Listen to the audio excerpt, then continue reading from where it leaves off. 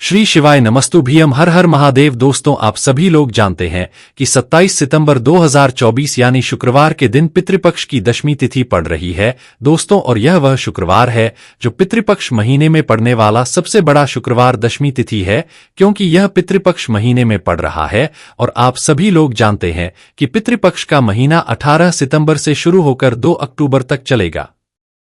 गुरु जी ने कहा कि इस पितृपक्ष महीने का अपना एक अलग महत्व होता है। पितृपक्ष महीने में आपके पितृ इस धरती पर आते हैं और अगर हम उनको प्रसन्न करने के लिए कोई भी उपाय करते हैं तो वह आपसे प्रसन्न हो जाते हैं। तो दोस्तों, इस शुक्रवार दशमी तिथि के दिन आपको यह उपाय अवश्य ही करना चाहिए। और दोस्तों, आप सभी लोग जानते हो पितृपक्ष महीने शुक्रवार दशमी तिथि का अगर सबसे बड़ा कोई उपाय है तो वह 2 चुटकी काला तिल वाला उपाय। तो दोस्तों, इस पितृपक्ष महीने शुक्रवार दशमी तिथि के दिन आप लोगों को इस 2 चुटकी काला तिल वाला उपाय को जरूर करना है। बहुत सारे लोग होंगे जिन लोगों ने इस उपाय को ना किया हो, मतलब पूरा साल निकल गया, उन्होंने किसी भी दिन इस 2 चुटकी काला तिल वाला उपाय को ना किया हो। पर दोस्तों, आपके पास एक आखिरी मौका बचा हुआ है जो कि 27 सितंबर पितृपक्ष महीने शुक्रवार दशमी तिथि के दिन है। तो इस दिन आप लोगों को इस वाले उपाय को जरूर कर लेना है कि आपने पूरे साल भर इस उपाय को ना किया हो। पर अगर आपने इस श्राद्ध पक्ष महीने की पितृपक्ष महीने शुक्रवार दशमी तिथि के दिन अगर इस वाले उपाय को कर लिया तो आपको इस उपाय को करने का वह फल मिलेगा जिसकी आपने कभी कल्पना भी नहीं करी होगी। इसीलिए आप लोग इस वाले उपाय को एक बार जरूर कर लेना ताकि आप लोगों के हाथ से यह मौका ना जा सके और आपको इस उपाय को करने का फल मिल सके। दोस्तों, यह उपाय पंडित जी ने अपनी अभी की ही शिव महापुराण की कथा में है, जिस उपाय को आज हम आपको बहुत अच्छे से समझाने वाले हैं। इस वीडियो को देखने के बाद इस उपाय को समझने के लिए आपको कोई और वीडियो को देखने की जरूरत नहीं पड़ेगी। तो चलिए दोस्तों, उपाय को शुरू करते हैं। देखिए, ये इस पितृपक्ष महीने के शुक्रवार दशमी तिथि के दिन या इतना खास होता है, इतना महत्वपूर्ण होता है। देखा गया है कभी कभी बड़े बड़े पूजा पाठ अनुष्ठान से जो मनोकामना पूर्ण नहीं होते, वह पितृपक्ष महीने के एक छोटे से उपाय करने से ही आपकी मनोकामना पूर्ण हो जाती है। और बहुत सारे लोगों ने इस उपाय को किया भी है और उनको इस उपाय को करने का फल भी जरूर मिला है। अगर आप लोग भी इस उपाय को करना चाहते हैं तो आप इस उपाय को पहले अच्छे से समझ लेना, सुन लेना, उसके बाद करना। आपको इस उपाय का फल जरूर मिलेगा। और इस उपाय को कर लेने से आपके घर में चाहे किसी भी प्रकार की दुख और समस्या क्यों ना चल रही हो, आपको उसका कारण भी नहीं पता है कि भाई यह समस्या किस कारण से चल रही है। उसका कुछ भी कारण हो सकता है, जैसे पितृदोष हो सकता है या किसी भी तरह का मंगल दोष भी हो सकता है। तो इस दिन आप लोगों को 2 चुटकी काला तिल वाला उपाय कर लेना है।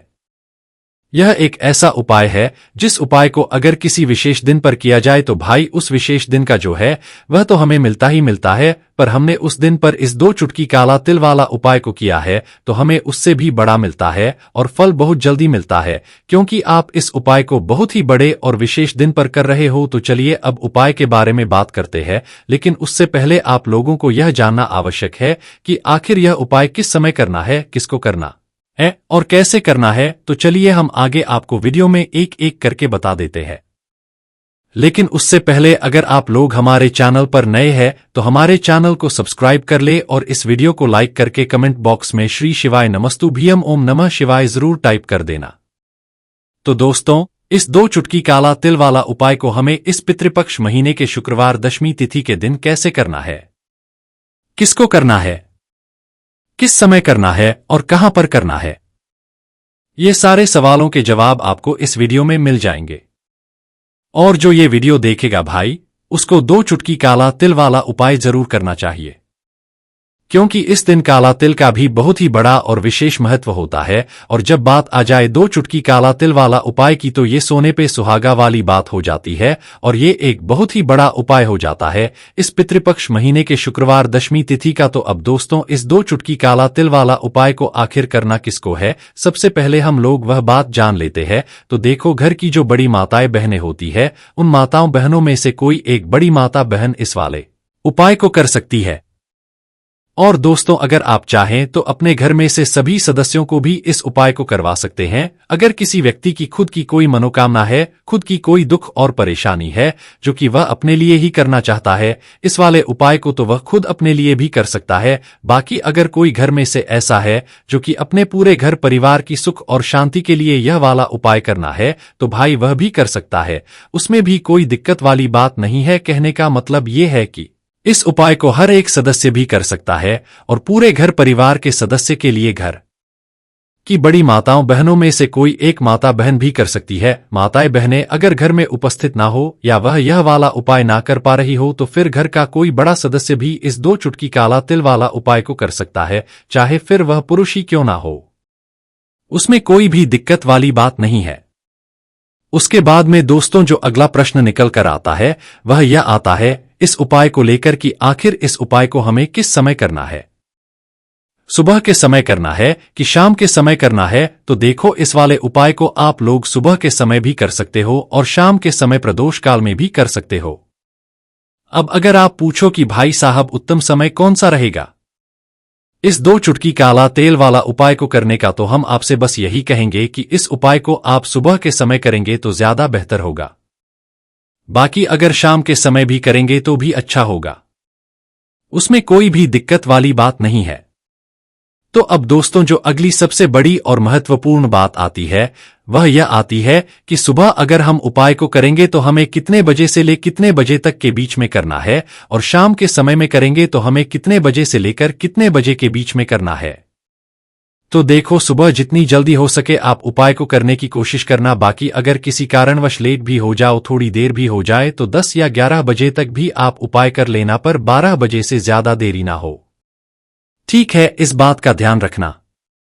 उसके बाद में दोस्तों अगर शाम के समय प्रदोष काल की बात करें, प्रदोष काल का जो समय है होता है वह के 6 बजे से शुरू हो जाता है। मतलब शाम के 6 बजे से लेकर 7 बजे के बीच का जो समय होता है यह समय प्रदोष काल का समय होता है। इस उपाय को 7 या 8 बजे के बीच में भी कर सकते हो। मतलब शाम के 6 बजे से रात 8 बजे के बीच में आप कभी भी इस वाले उपाय को कर सकते हो, उसमें कोई भी दिक्कत वाली बात नहीं है। दोस्तों अब देखिए, पितरी अगर किसी व्यक्ति से नाराज हो जाए, किसी घर से नाराज हो जाए, तो होता क्या है कि घर में धन से जुड़ ये समस्याएं आने, पैसे को लेकर उस घर के लोग बहुत परेशान रहते हैं। जहां पितरी नाराज हो, इसीलिए हमेशा अपने पितरों को आपको प्रसन्न रखना है, जिससे कि पितरों की आत्मा को शांति मिले और वह हमेशा आपको आशीर्वाद दें। अब यह जो पितृपक्ष के दिन होते हैं, इन दिनों में जब आप यह उपाय करेंगे जो हम आपको बताने वाले हैं, गौ माता से जुड़ा हुआ उपाय है। देखिए, गौ माता के अंदर हमारे पितरों का ही वास माना जाता है। गौ माता हो गई, कुत्ते हो गए हैं ना, पेड़ों में बरगद का हो गया, पीपल का पेड़ हो गया, इन सभी में हमारे पितरों का वास माना जाता है। पक्षियों में हो गया जिसके अंदर हमारे पितरों का वास माना जाता है। तो ऐसा समझ लीजिए कि जब भी जीवन में दुख बढ़ जाए, कष्ट बढ़ जाए, धन को लेकर आप परेशान रहने लगे, कर्जे जैसी समस्याएं जीवन में बढ़ रही हैं, आपके घर में संतान को लेकर बहुत दुख है, आप अपने घर के लड़ाई झगड़े से परेशान रहते हैं, घर में कोई ना कोई झगड़ा करता ही रहता है, आप सोच सोच कर रहते हैं कि कैसे घर में शांति आएगी, कैसे घर में सुख समृद्धि आएगी। अब ये समझ लीजिए कि अगर घर में लगातार झगड़ा, लड़ाई, यह चीजें आपको देखने को मिल रही है, घर में आपके कोई भी व्यक्ति सुखी नहीं है, कर्जा घर में लोगों के सर पे है, तो पितरी आपके कहीं ना कहीं नाराज हैं। देखिए, पितृदोष जब घर में होता है ना, तो ऐसा नहीं कि आपको देखने से पितृदोष दिखेगा, इसका आप अंदाजा लगा सकते हैं। घर में होने वाली, जैसे कि खाना आप खाते हैं या घर का कोई भी सदस्य खाना खाता है, अगर उस खाने में कहीं ना कहीं बाल निकलता है ना, या वह खाना गिर जाता है खाते खाते, तब भी आपके घर में पितृदोष है, यानी पितरी आपके नाराज है। साथ ही साथ अचानक से घर में दुर्घटनाएं हो रही है, पितरी आपके नाराज है। अब जो उपाय आपको बताने वाले हैं, इस उपाय को कर लीजिए, पितरी भी प्रसन्न, और धन को लेकर तो कभी आपको परेशान होना ही नहीं पड़ेगा। चलिए बात कर लेते हैं पहला वाला उपाय में, जो कि पितरों को प्रसन्न करने के लिए है और घर में स्थिर लक्ष्य मी के वास के लिए। मतलब कभी आपके घर में ऐसा नहीं होगा कि आज पैसा आ रहा है और कल पैसा नहीं आ रहा है। ऐसा बहुत सारे घरों में होता है कि पैसा आता है तो रुकता नहीं है, और अगर पैसा रुकता है तो फिजूल खर्ची बहुत होती है, धन की बर्बादी बहुत होती है, जिससे कि घर के सदस्य बहुत ही परेशान रहते हैं। ज्यादातर लोग की ये समस्या होती है कि धन की बर्बादी हो रही है और घर में पैसा नहीं रुक रहा है।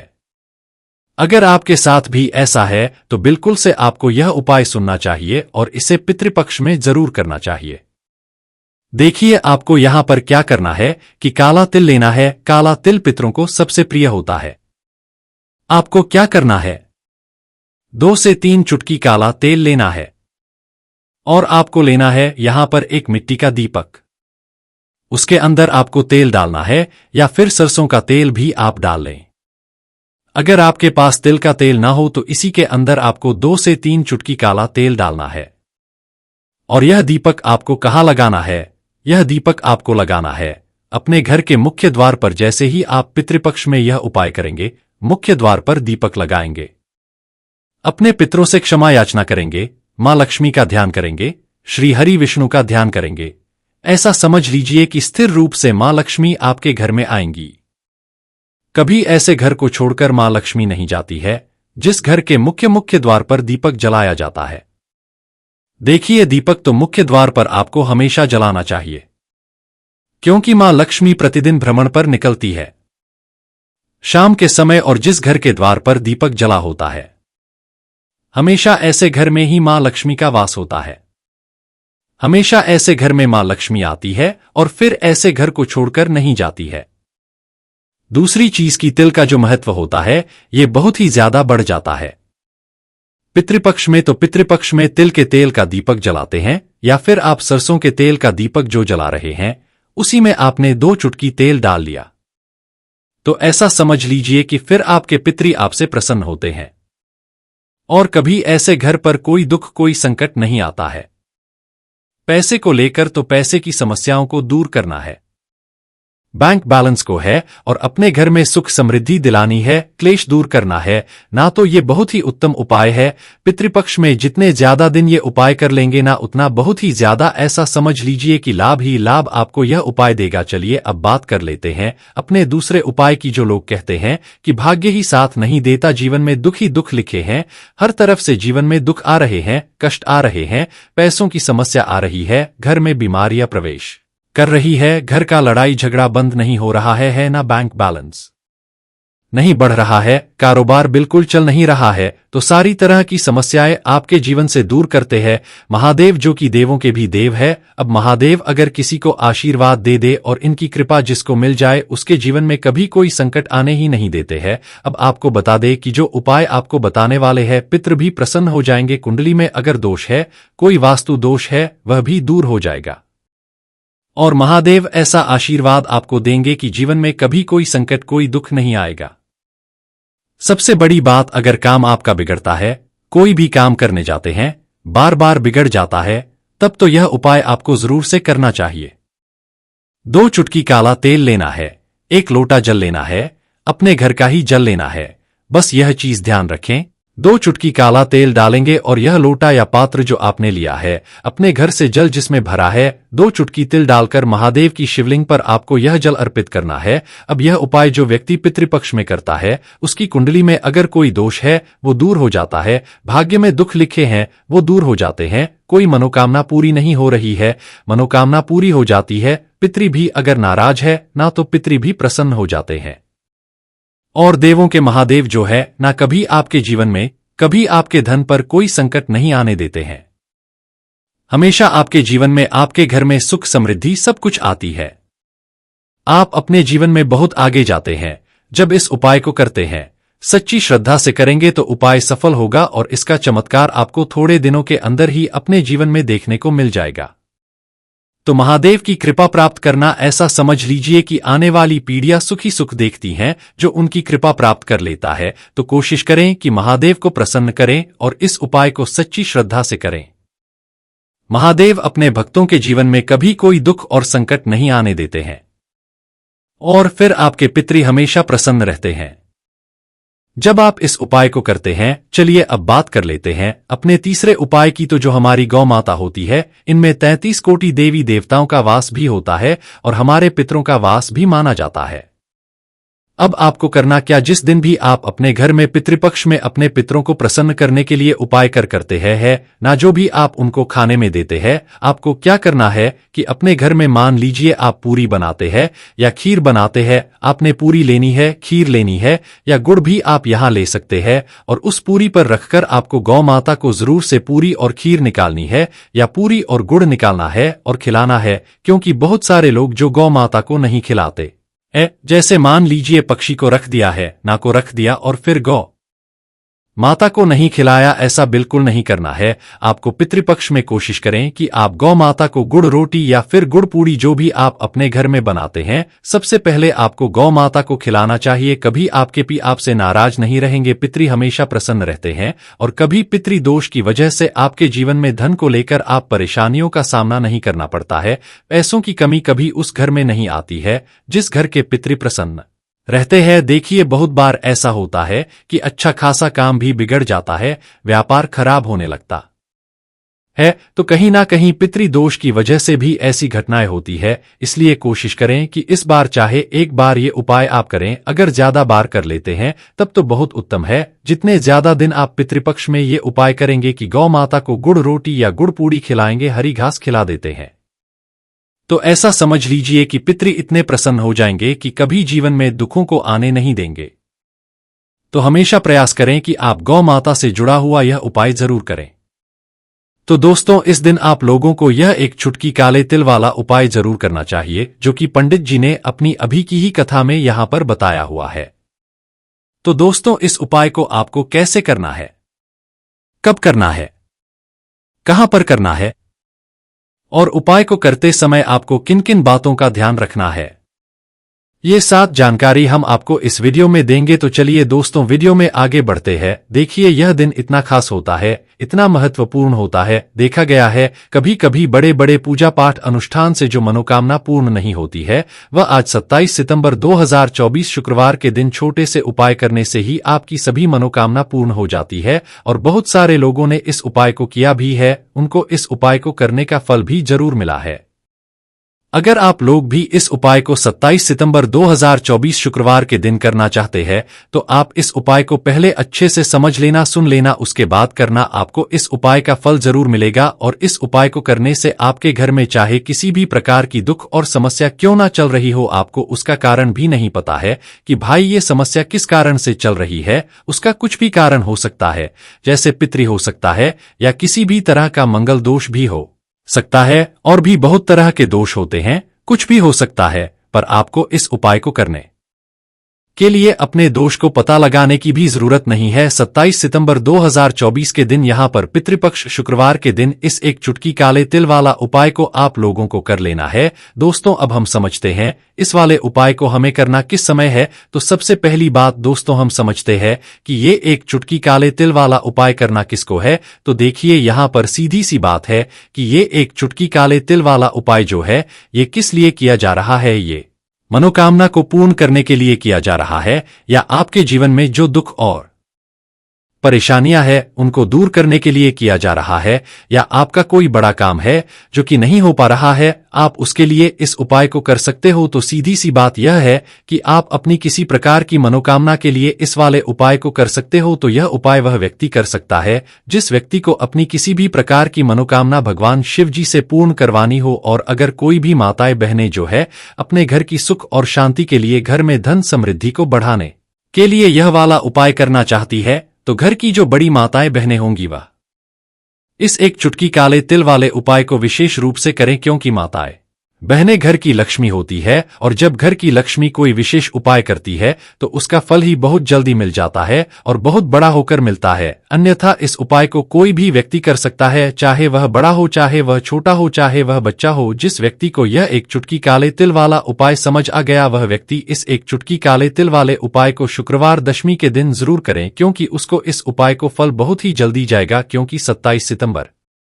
2024 के दिन यहाँ पर शुक्रवार दशमी के दिन भगवान शिव और माता लक्ष्मी बहुत आसानी से प्रसन्न हो जाते हैं। तो आइए अब हम समझते हैं कि इस एक चुटकी काले तिल वाले उपाय को आपको करना कैसे है और इस उपाय को करने का जो समय है वह क्या है। तो देखिए, इस शुक्रवार दशमी के दिन किए जाने वाले यह एक चुटकी काले तिल वाला उपाय जो उपाय है ये मुख्य रूप से शाम के समय किस समय होगा, शाम के समय होगा।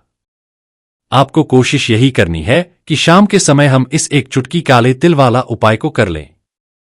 पर किसी कारणवश अगर आप शाम को इस उपाय को ना कर पाओ, आपको कहीं काम से जाना हो या किसी और काम की वजह से आप उपाय को ना कर पाओ, तो आपके पास फिर दूसरा मौका रहेगा जो कि सुबह के समय का रहेगा और इसके अलावा प्रदोष काल का रहेगा। अब भाई, प्रदोष काल का समय भी बहुत ही लोगों के मन में प्रश्न बन जाता है कि भाई यह समय कब है, कितने बजे से लेकर कितने बजे यह समय होता है, ताकि हमें उपाय के लिए जो है करने का समय पता लग जाए। तो हम आपको बता दें, प्रदोष काल का जो एक समय होता है शाम का समय, वह होता है शाम के 6 बजे से लेकर शाम के 7 बजे के बीच का। इस समय के बीच में आप उपाय को करेंगे तो आपको उस उपाय का जरूर फल मिलेगा। तो शाम के 6 बजे से लेकर शाम के 7 बजे के बीच में आप लोग इस एक चुटकी काले तिल व उपाय को कर सकते हो। तो भैया, बहुत सारे लोग यहाँ पर ये प्रश्न भी जरूर करेंगे कि भाई हम तो नौकरी पर जाते हैं, हम अपनी ड्यूटी पर जाते हैं और आने में हमें देर हो जाती है, तो उस जगह पर हमें क्या करना चाहिए। तो देखिए, उन लोगों को भी टेंशन लेने की जरूरत नहीं है। अगर आप लोग इस उपाय को शाम के समय प्रदोष काल में कर रहे हैं और अगर आपको आने में देरी भी हो जाती है, आप आने में 7 बजे तक आप नहीं पहुंच पाते हो, तो भाई 7 या रात 8 बजे तक भी अगर उपाय को करोगे तो भी चल जाएगा। और अगर इससे भी थोड़ा देर हो जाती है तो भी आप उपाय को कर सकते हो, क्योंकि 27 सितंबर 2024 पितृपक्ष शुक्रवार दशमी का दिन है। यह दिन बहुत ही कम आता है पूरे साल भर में, इसलिए जब आपको मौका मिल जाए तब आप इस उपाय को जरूर कर लेना। कोई भी उपाय हो, आप कभी भी कर सकते हो। शुक्रवार के दिन बस कोशिश करना कि समय के मतलब अंतर्गत ही कर लो, पर किसी कारणवश अगर ना कर पाओ तो फिर आप थोड़ा देरी से भी कर सकते हो, आपको उपाय का फल जरूर मिलेगा। तो देखिए, शुक्रवार के दिन पर विशेषकर माता लक्ष्मी जी का पूजन किया जाता है। अब साथ ही साथ पितृपक्ष का महीना भी पड़ गया है, तो ऐसा समझ लीजिए आपके जीवन में धन भी आएगा, सुख भी आएगा, धन बढ़ेगा भी और साथ ही साथ आपके जीवन के सारे संकटों को भगवान शिव जी दूर कर देंगे। तो चलिए सबसे पहले बात कर लेते हैं, सबसे पहले उपाय। लेकिन उससे पहले जो भी मेरे भाई मेरी प्यारी बहनें आज चैनल पर पहली बार आए हैं या मेरी आवाज आज पहली बार सुन रहे हैं, अगर आप भी महादेव के सच्चे भक्त हैं तो वीडियो को लाइक और चैनल को सब्सक्राइब जरूर कर लें और कमेंट बॉक्स में लिखे हर हर महादेव। तो चलिए बात करते हैं हमारे पहले उपाय की। देखिए, इस उपाय के लिए आपको 2 दीपक लेने होंगे। दोनों ही दीपक आप मिट्टी के भी ले सकते हैं और दोनों ही दीपक आप शुद्ध आटा मढ़कर उनके भी तैयार कर सकते हैं। अब दोस्तों, दोनों ही के अंदर आपको शुद्ध घी का प्रयोग करना होगा और एक दीपक के अंदर आपको गोल रुई की बाती का प्रयोग करना होगा और एक दीपक के अंदर आपको लंबी बाती का प्रयोग करना होगा। लंबी बाती वाले दीपक के अंदर आप मौली वाला जो धागा आता है कलावा का, उसकी बाती का प्रयोग भी आप लंबी बाती वाले दीपक के अंदर कर सकते हैं। देखिए, 2 दीपक वाला ये चमत्कारी उपाय केवल शुक्रवार की रात्रि में ही किया जाता है। आपको इस उपाय को बहुत ही ध्यान से समझना। इसी के साथ मैं आपको एक चुटकी काले तिल के दाने लेना है और इसी के साथ में आपको मात्र एक चुटकी हल्दी भी लेनी होगी। अब दोस्तों, ये सभी सामग्री लेकर के आपको रात्रि के समय पहुंच जाना है अपने घर में, जहां कहीं भी तुलसी जी का पौधा, तुलसी माता का निवास स्थान है, वहां पर। देखिए दोस्तों, सबसे पहले तो आपके पास जो एक गोल बाती का दीपक, उसे आपको तुलसी जी के वहां पर प्रज्वलित करना। दीपक को प्रज्वलित करते समय आपको ओम नमो भगवते वासुदेवा आया इस मंत्र का 11 बार जाप कर लेना है। अब देखिए दोस्तों, आप जो एक चुटकी काले तिल के दाने लेकर के आए हैं उन्हें आपको अपने सीधे हाथ में रखना है और जो आपने गोल बाती वाला दीपक प्रज्वलित किया है माता तुलसी जी के वहां पर, उसके ऊपर से आपको इन एक चुटकी काले तिल को घड़ी की दिशा में घुमाना है। आपको अपना नाम और अपनी गोत्र बोल देना है और फिर आपको इन काले तिल को उससे जलते हुए दीपक के अंदर डाल देने हैं। देखिए, काले तिल भगवान विष्णु के पसीने से उत्पन्न हुए हैं और जब भी हम यह दीपक रात्रि में प्रज्वलित करते हैं तो इससे हमें हमारे कर्ज में राहत मिलती है, हमारे जीवन में धन प्राप्ति के नए नए मार्ग खुलते हैं। हमारा अगर कोई भी कार्य रुका हुआ है तो वह भी परिपूर्ण होता है। देखिए गोल बाती का जो दीपक है, विशेषकर हम तुलसी के वहां पर भगवान विष्णु और माता लक्ष्मी के निमित्त प्रज्वलित कर रहे हैं। इस प्रकार से आपको ये दीपक प्रज्वलित कर देना है। अब जो आपके पास लंबी बाती का दीपक है, एक चुटकी हल्दी है, तो इससे आपको लेकर के पहुंचना है अपने घर के मंदिर में। आपके घर के मंदिर में माता लक्ष्मी की जो भी प्रतिमाही मूर्ति है, उनके सामने सबसे पहले तो आपको ये लंबी बाती का दीपक रखना है। फिर आपको दीपक को प्रज्वलित है।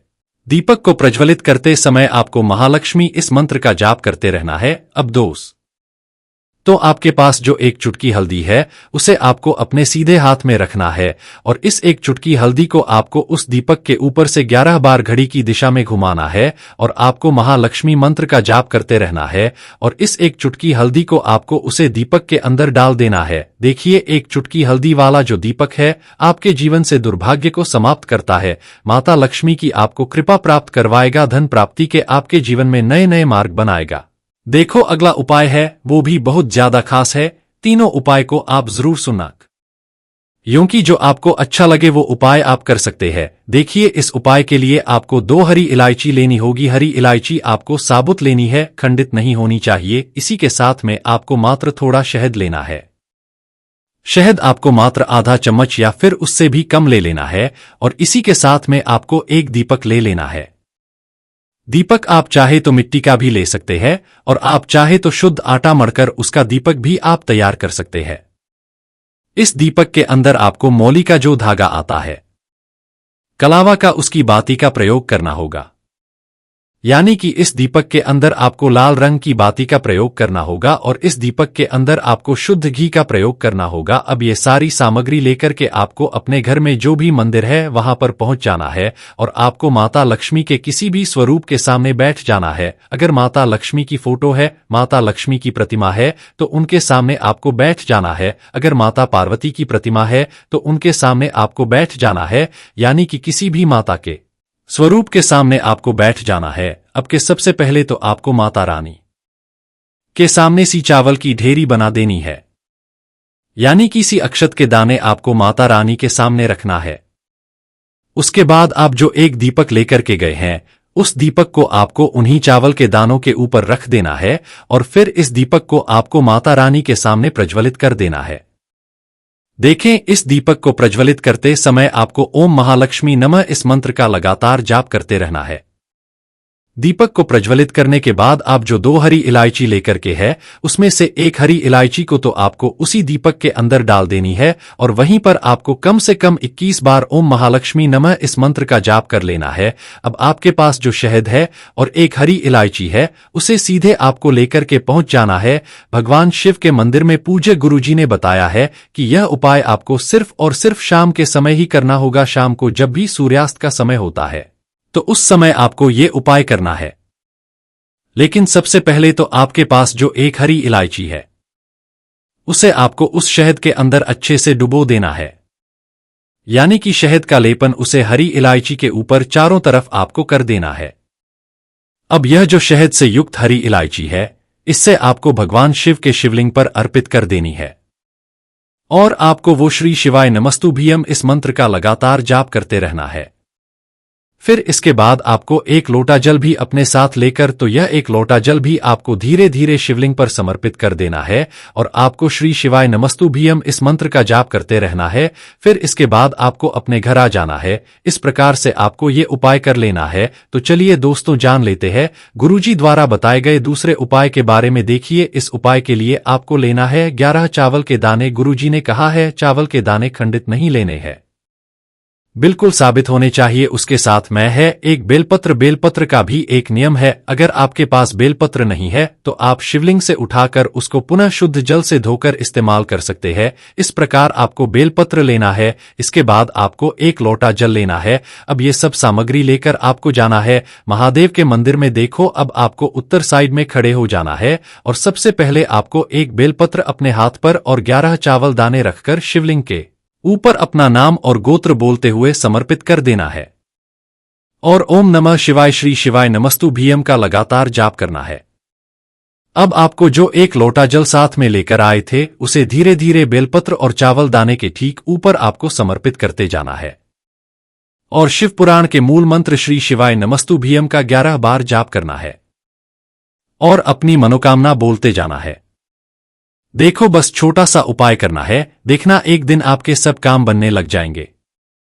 गुरुजी का ही विशेष उपाय है। चलते हैं तीसरे उपाय की तरफ। देखिए, इस उपाय के लिए आपको एक तांबे के पात्र के अंदर सबसे पहले अपने घर से शुद्ध जल लेना है। फिर इसी के साथ में आपको मात्र थोड़ा सा शहद लेना होगा। शहद आपको आधा चम्मच या फिर उससे भी कम लेना है। और इसी के साथ में आपको एक प्यारी सी बेलपत्र ले लेनी है। बेलपत्र यदि आपको नहीं मिल पाती है तो भगवान शिव के शिवलिंग पर चढ़ी हुई बेलपत्रों को आप शुद्ध जल से धोकर के उपयोग कर सकते हैं। और बेलपत्र जो है वह कहीं से भी कटी फटी खंडित नहीं होनी चाहिए। अब ये तीनों सामग्री लेकर के सीधे आपको पहुंच जाना होगा भगवान शिव के मंदिर में। ये उपाय सुबह से लेकर के शाम तक किसी भी समय कर सकते हैं। देखिए, सबसे पहले तो आपके पास जो शहद है उससे आपको अपने सीधे हाथ की चींटी उंगली के जो पास वाली उंगली होती है, अनामिका उंगली, उसमें थोड़ा सा शहद आपको लेना है। और इससे आपको शिवलिंग पर जहां माता सुंदरी का स्थान होता है वहां पर आपको ओम का निर्माण करना है। लेकिन जलाधारी के बिल्कुल बीच में जो स्थान होता है उससे माता अशोक सुंदरी का स्थान कहते हैं। और इसी स्थान पर आपको शहद से ओम का निर्माण करना है।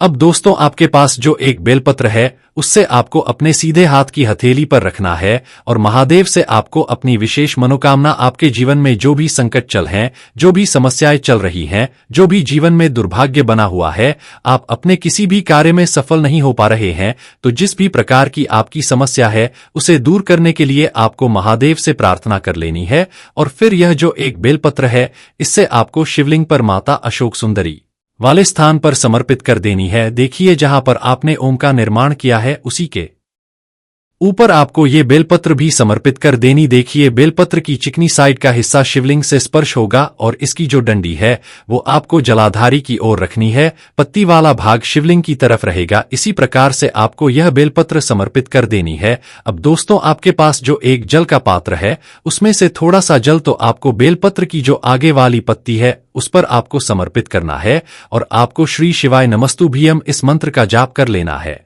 फिर उस पात्र के अंदर जो जल बचेगा उसे पूरा आपको भगवान शिव के शिवलिंग पर धीरे धीरे समर्पित करते जाना है और लगातार आपको शिव महापुराण के मूल मंत्र श्री शिवाय नमस्तुभ्यम इस मंत्र का जाप करते रहना है। गुरुजी ने कहा है कि जल आपको इतने धीरे धीरे समर्पित करना है कि जल समर्पित करते हुए आप कम से कम 11 बार श्री शिवाय नमस्तुभ्यम या फिर ओम नमः शिवाय इस मंत्र का जाप कर सके। फिर इसके बाद वापस आपको अपने घर आ है। इस प्रकार से आपको ये उपाय कर लेना है। आप देखेंगे कि आपकी सभी मनोकामनाएं अवश्य ही पूरी होंगी। ये उपाय आपको अवश्य करने हैं।